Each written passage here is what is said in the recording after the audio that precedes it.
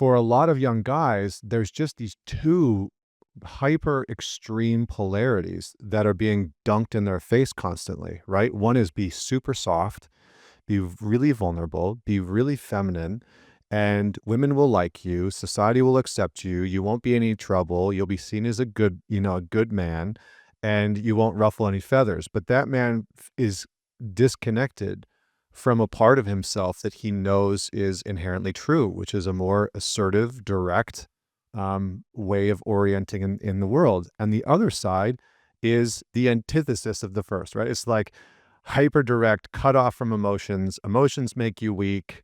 Just get the women in the Bugattis and like F the rest. Don't worry about anything. Do whatever that you need to do to get to the top, cutthroat style, lacking compassion and empathy for the most part.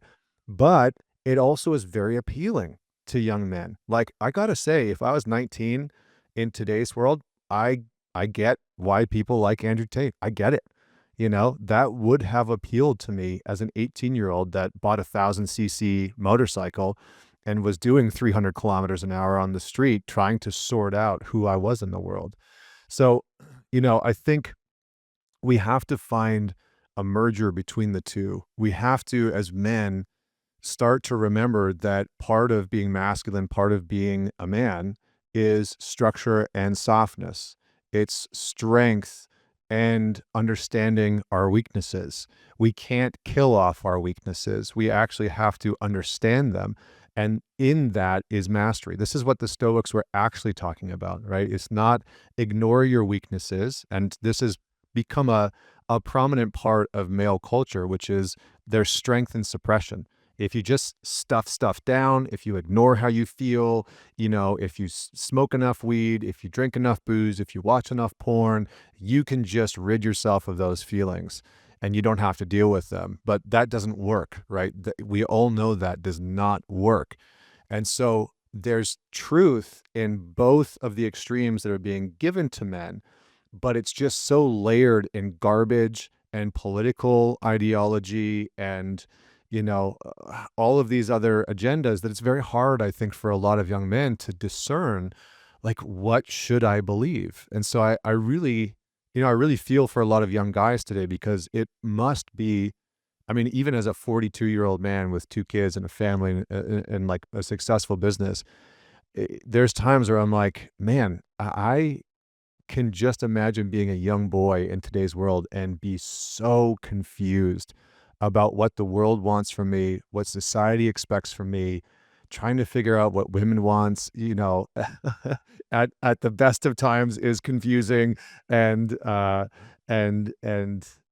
challenging. But I think in today's world, I mean, that just must be brutal for young boys that are trying to find some very clear pathway and answer. I even look at young boys that are in very similar places to where I was when I was trying to get into professional sports. So a lot of young boys that are trying to do something similar.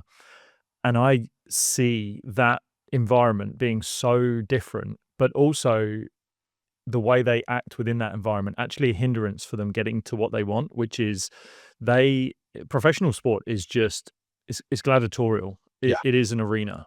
And you cannot go into that without that kind of mindset.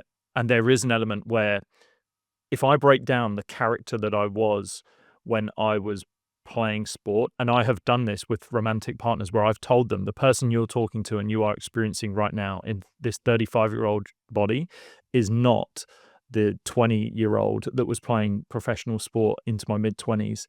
That was a different character because I needed to be. Because I would only have got that achievement through some of the ways of being that I was, and I needed to do that. Otherwise, if I went into it with a slightly softer, more vulnerable approach, I'd have been eaten alive. And that is truth. That is reality.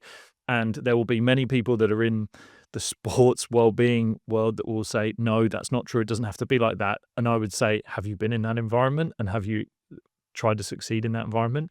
It does not mean that when you move away from it, you can't soften and you can't lighten yourself and you can't be vulnerable. Actually, an analogy I kind of use in a sort of fictional metaphor is King Leonidas from the film 300.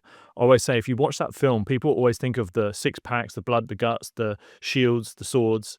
but they forget about the moment before they go out into battle where he is sitting with his wife in the bedroom and doubting himself, and it's his queen that actually has to bring some sort of strength to him in that moment of vulnerability. Hmm. And that's a moment. That's a moment where you see that sort of vulnerability. But then the next morning he rises, he's with his brave 300 and they go out to war. And there's this kind of knowing when to turn it on and off. And the confusion I see now of young boys or even young men that are trying to figure out, when do I turn this on? When do I need to be strong? When do I need to be vulnerable?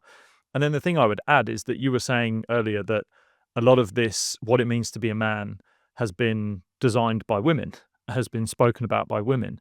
And I think the missing piece, when I've spoken to female friends, partners, where I've said, when you want a man to be vulnerable, have you actually told them what it looks like? Because men are very simple. We need an instruction manual. And I feel that's the one thing that we were missing a little bit, is how to be vulnerable. What does it look like? Tell us what it looks like so that we know we can do that, and we will do our best to do that, because all they want to do is try and help you, please you, and provide. And I think there's probably the missing piece there from women, which is, how do we show vulnerability? And then in that, are you ready for what that looks like? Because I think they're just throwing it out there and just hoping that it's right. But I think you're pointing to a problem, which I agree with. And I don't know if I would agree with the solution. I think that